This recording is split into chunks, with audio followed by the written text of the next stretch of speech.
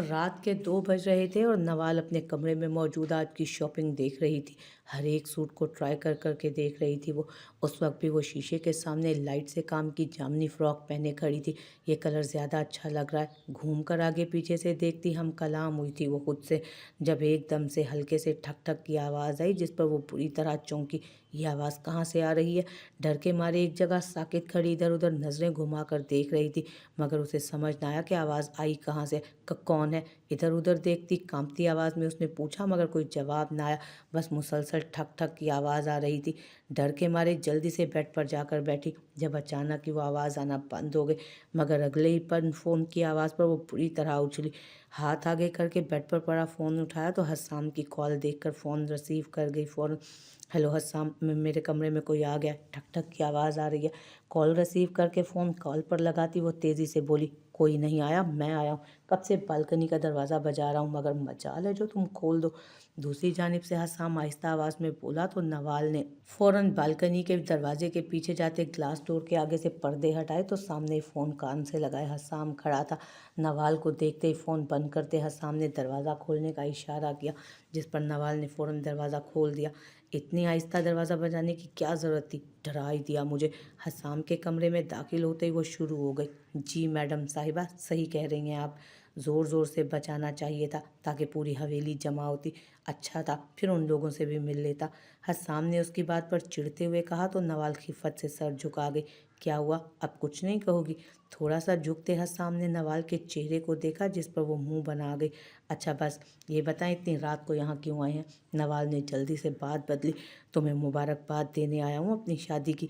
हस्साम सुकून से बेड पर आकर लेटा। अरे हाँ, मुझे भी तो देनी चाहिए ना अपनी शादी की मुबारकबाद। नवाल नवाल बेड के कोने पर टिकी। किससे हो रही है तुम्हारी शादी? हस्साम कोहनी के बल लेटे शरीर लहजे में बोला, है एक शहजादों जैसी शान बान रखने वाला मेंढक। नवाल आंखें घुमाती शरारत से बोली तो हस्साम एकदम सीधा होकर बैठा। तुमने मुझे मेंढक कहा? उसने सदमे से आंखें फाड़े पूछा। अरे मैंने आपको कब कहा? मैं तो अपने होने वाले शोर को कह रही हूँ। नवाल मुस्कुराहट रोकती मसनूई हैरत से उसे देखने लगी। तो तुम्हारा होने वाला शोर मैं ही हूँ? हस्साम ने घूरा, जिस पर नवाल ज़ेरे लब मुस्कुराई। अरे फिर तो मैंने गलत बता दिया आपको। आपके अंदर तो शहजादों जैसी कोई शान बान है ही नहीं।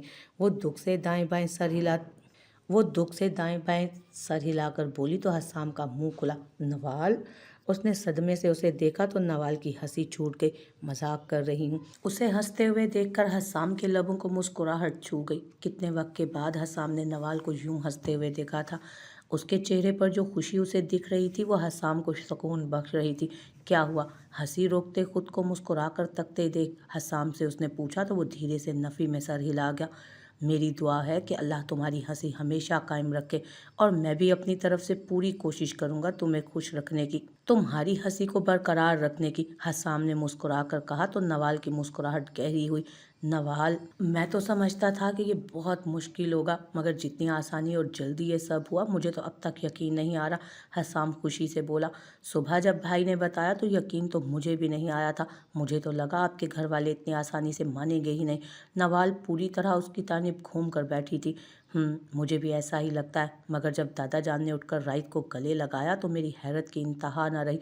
और राइत को मैं मगरूर समझता था, मगर उसने मुझे ही गलत साबित कर दिया। अपनी बहन की खुशियों के लिए ना सिर्फ उसने माफ़ी मांगी बल्कि हाथ भी जोड़े। हस्साम के इंकशाफ पर नवाल की पूरी आंखें खुली। क्या वाकई भाई ने हाथ जोड़े थे? नवाल के बेयकीनी से पूछने पर हस्साम ने हाँ में सर हिलाया तो नवाल की आंखों में नमी तैर गई। भाई ने मेरी वजह से बात पूरी होने से पहले ही वो रो दी, जिस पर हस्साम ने मुस्कुराकर गहरी सांस भरी। उसने साबित किया है कि वो एक अच्छा भाई है। उसने झुककर ना सिर्फ दुश्मनी खत्म की बल्कि हमें भी मिलाया, और राइत का यह एहसान मैं ज़िंदगी भर नहीं चुका सकता। वो धीमा सा मुस्कुराया। अच्छा यार, अब तुम रो तो नहीं? मैं यहाँ तुम्हें रुलाने तो नहीं आया था। बेआवाज़ आंसू बहाती नवाल को देखते बेचारगी से वो बोला तो नवाल ने अपनी आंखें साफ की। अब ठीक है। वैसे अब रात में नया सूट पहनकर कहाँ जा रही थी आप? हस्साम ने एक नज़र उसके सूट पर डाली। आपको कैसे पता ये नया है? नवाल अपना रोना भूलकर आंखें छोटी किए उसे घूरने लगी। इस पर टैग जो लगा हुआ है प्राइस का। हसाम उसके गले की जानिब इशारा करके बोला तो वो गले के साथ लगे प्राइस टैग को देखते सर हिला गई। टाइम देखा है?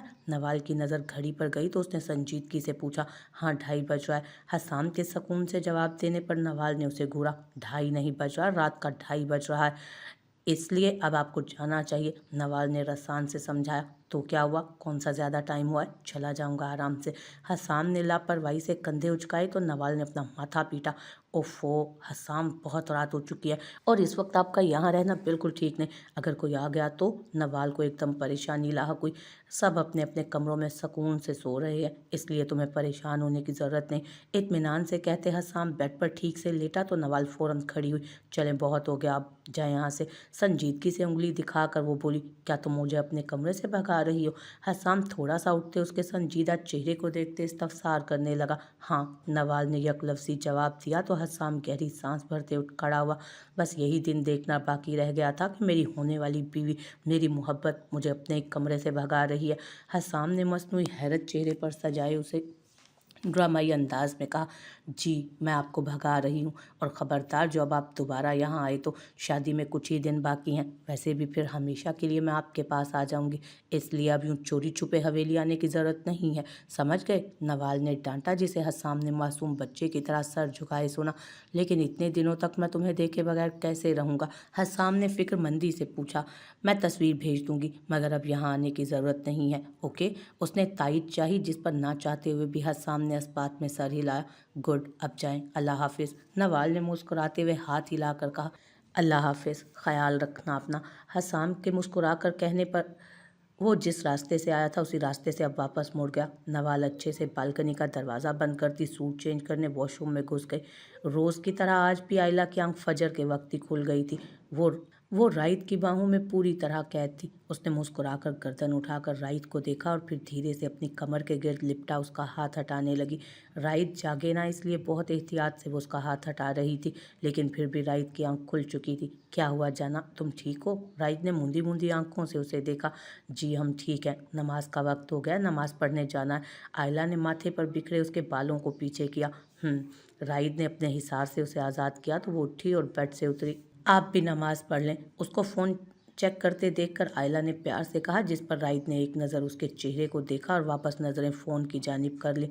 राइद, आप नमाज क्यों नहीं पढ़ते? जबकि आपने हमें बताया कि बचपन में आप अपनी मम्मा के साथ नमाज पढ़ा करते थे, तो अब क्या हुआ? आयला ने उलझकर सवाल किया, जिस पर राइद उसे देखता थोड़ा सा उठकर नीम दराज हुआ। कल के मासूम और आज के गुनाहगार में बहुत फ़र्क है जाना। आज का गुनाहगार किस मुंह से रब के सामने जाएगा, किस मुंह से तौबा करे? राइद थके हुए लहजे में कहता आंखें बंद गया। रब ये नहीं देखता कि कौन कितना गुनाहगार है, बल्कि रब तो अपने बंदे की तौबा का इंतज़ार करता है, और जब कोई बंदा सच्चे दिल से तौबा करता है तो रब ताला उसकी तौबा भी कबूल कर लेता है, सजदा करने की तौफीक भी अता करता है।